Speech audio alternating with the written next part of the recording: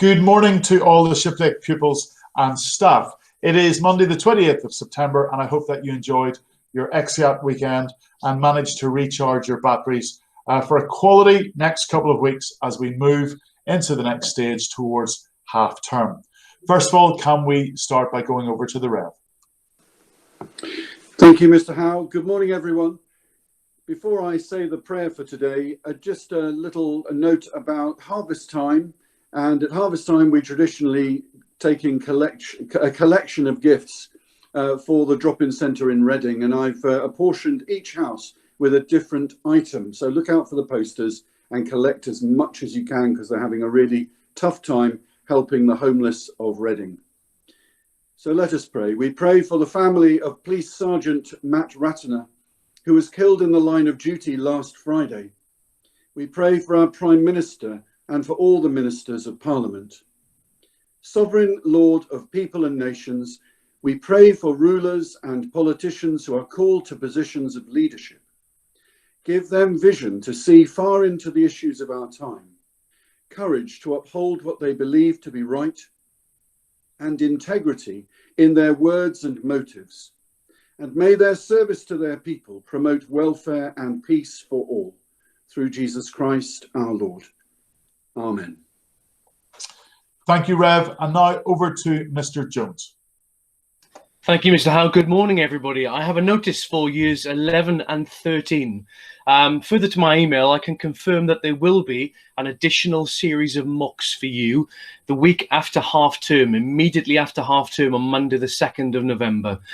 The reason being, we are very keen to provide you with the opportunity to experience an exam session in the sports hall. And we're conscious of the fact that you missed this opportunity when you were in year 10 and year 12. So as well as providing essential exam experience, these mocks will also provide teachers with another piece of evidence regarding your academic progress. And as we all know, there still remains a great deal of uncertainty around next summer's exams. So it's important that we have as much evidence for you as possible should we face the prospect of centre assessed grades again. This will all come out in the next few weeks and months, I'm sure, but good luck preparing for these mocks in the final 3 weeks of this half term. Thank you. Thank you very much, Mr. Jones. Just to give you an update on the excellence and infraction points and percentages, there were a few year groups last week that had a little bit to do. So we're starting with year 7. In year 7, 107 excellence points, 12 infractions, and that's 90%, which well done. And just wondering whether you can get back up onto those mid-90s.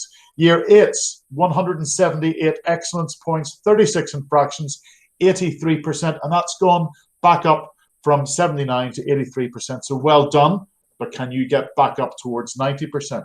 Year 9, 175 excellence points, 21 infractions, 89%. Still doing very well.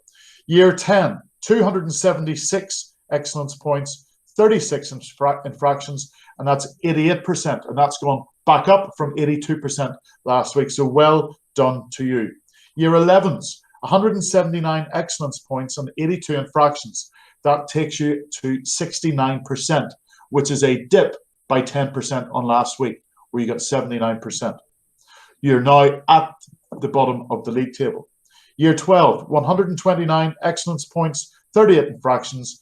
That's 77%. Year 12, you've dipped by 10% from last week, from 80% to 77%.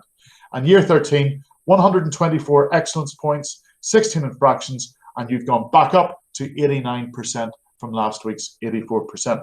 So year 11s, you have much to prove. It's a hugely important year for you. And year 12s, you've dipped as well, so you need to get a good week under your belts. As Mr. Jones said, with the announcement of mocks, actually, I've got the Sunday Times from yesterday, and there was an article in the Sunday Times which said that government ministers are insisting that exams will go ahead next summer term. However, if the pandemic makes sitting exams in schools impossible, contingency plans are being drawn up. Maybe GCSEs and A-levels could be sat online, or maybe they might just use teachers' predictions of pupils' performances. So either way, everything you do now matters. And again, in the paper, it also says While ministers insist that exams will go ahead, many schools have instructed their teachers to mark pupils' work rigorously and to prepare invigilated mock exams at the end of the year. So actually, we're very much in line with what is happening nationally. Now, the first progress reviews came out on Friday, and we ran a remote parent-teacher conference for Year 12s, which went very well, and we've had lots of positive feedback about that. While we, of course, measure attainment, we also measure engagement for learning, and this is the one that really matters. And just in case you wonder about what that actually means, there is generally a direct correlation between engagement with learning and academic performance. It's like running a race. If two pupils are of the same athletic ability, the one who trains and prepares properly will be the one who runs the better race and performs closer to his or her potential. It makes sense. And academically, it's exactly the same. And at Shipley, everyone is in their own race. So those pupils who were top in engagement for learning in years 13 and year 12 are as follows. In year 13, Ludmila Akapova, Lucas Booth, James Burgess, Nicole Dunn, Amelie Gericka, George Hinton, and Radha Pandava. And in year 12, the top in engagement for learning, James Hart, Emily Lambert, Abby McCarthy, Alex Taylor McDowell, Greg Dowden, and Henry Kunzig. So very well done to all of those. And well done. And Mr. Curtis will give you your certificates. And next Monday, I will mention the year 10s and 11s in terms of the top performers. What is striking from the list of pupils' names that I've just read out is that they're really busy people. Most of them have interests which they take very seriously and which require a pretty substantial time commitment. So it just goes to show that if you can manage your time, if you're self-disciplined, there's simply no excuse to say that you're too busy. Now, one of those, Nicole Dunn, is one of our leading female rowers in Upper Sixth. And I'm going to speak to Nicole just about something amazing which she was offered over the summer. So good morning, Nicole. Good morning. Now, Nicole, you're one of the many girls that we have now involved in our rowing program. So just wondering, how do you manage your time? Because the program is huge. How do you manage your time in terms of keeping up with the academic side of school and also keeping the training going? But it's all about being organised, I find. Like, just planning. So making sure you know exactly when your sessions are and then using your time, the rest of your time available for your work. That's probably about it, to be honest. It's just knowing exactly what you need to do and setting it. Like, if you're motivated, you will get it done. And do you generally do that? You know, sometimes people sit down on a Sunday evening and get their week organised, or do you do it every evening? How do you sort of structure that week?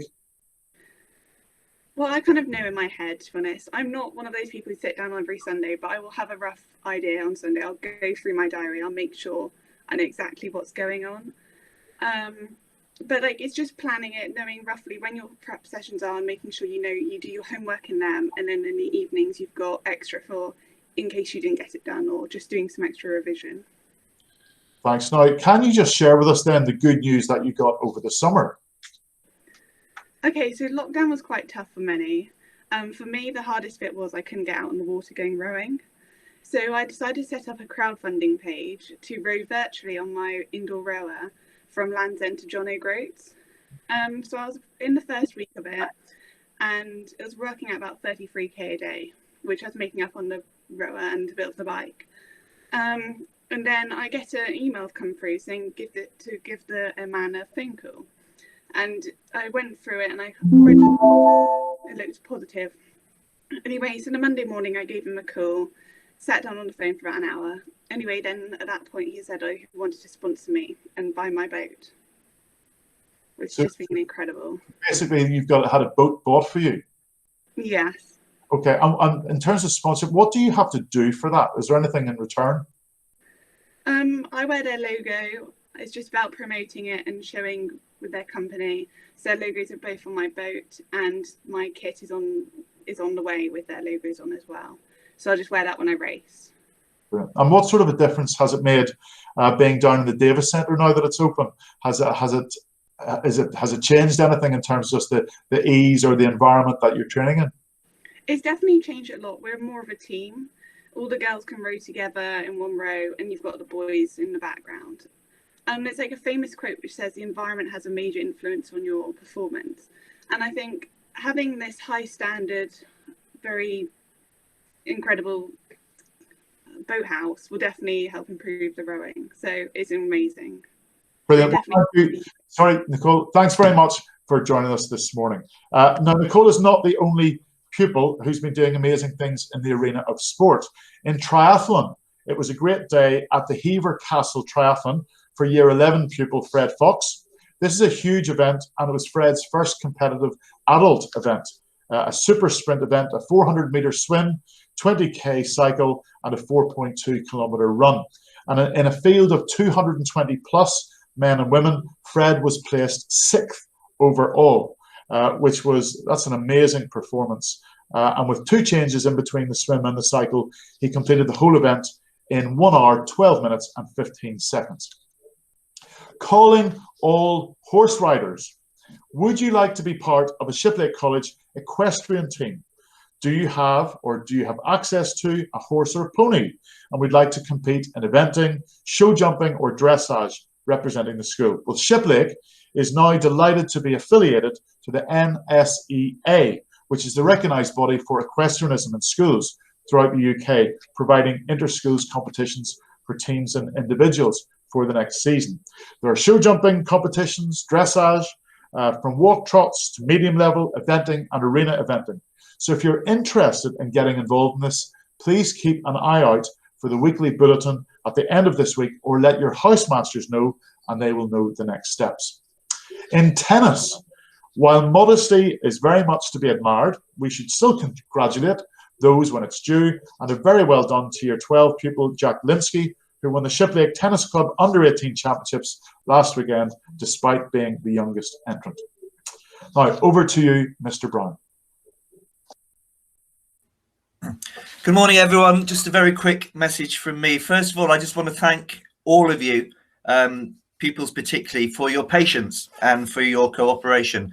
I know I nag a lot, and Mr. Jones nags a lot about face coverings and about one-way systems. 99.9% of you get it right pretty much all the time, and we really appreciate that. We will continue nagging because it continues to be a really important issue. But well done, and thank you for that. Secondly, the kindness challenge. I'm looking at my screen at the moment on my computer at an absolutely amazing poster that one of the tutor groups has done. Miss Morgie's just sent in her tutor group submission. Ernie agrees as well. That's him whining in the background. Sorry. There really are amazing a number of posters. We'll make sure that you get to see all of them, and it's going to be a really, really hard decision to choose the one that we're going to adopt as a college one. If you've still got to complete them, I'll give you half of this week. Maybe we'll say Wednesday, but do get them in, and they are looking absolutely wonderful. Most important of all, of course, is the question, are you actually putting this advice into practice? I'm aware in some cases that some people fall short of being kind to those around them. The vast majority of you are doing a good job. Please put those words, or that word kindness, into action in everything you do at every time of the day and the week. Thank you very much, Mr. Howe. Thank you, Mr. Brown. Just to reiterate that, more than anything else, I want to be the headmaster of a kind school, but it takes everyone to buy into that. Now, one of our prefects, Poppy Whitfield, is going to tell us about a charity event that is coming up, and also a little bit more about the charity. Hi everyone, I'm Poppy and I'm part of this year's charity group. As you already know, we're having a school mufti day this Friday. This involves wearing your own clothes and bringing £2 donation. The charity chosen for this mufti day is the Teenage Cancer Trust. If everybody could try their best to wear either red or blue, because those are the colours of the charity. The blue is shown the service of the nurses, and the red is to show urgency in youth. So we hope you all get involved. Thank you. Thanks, Poppy. Last week, Gilson got us off to a decent start in terms of singing, and we were going to have a recording of College House, but I think they're going to get another crack at it to up their level of quality.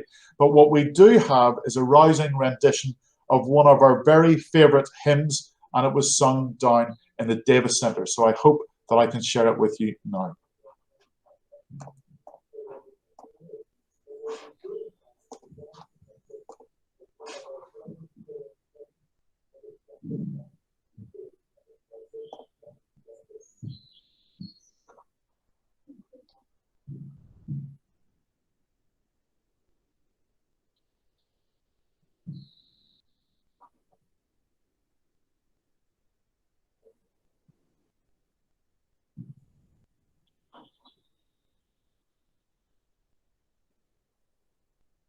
Okay, so that's not sharing.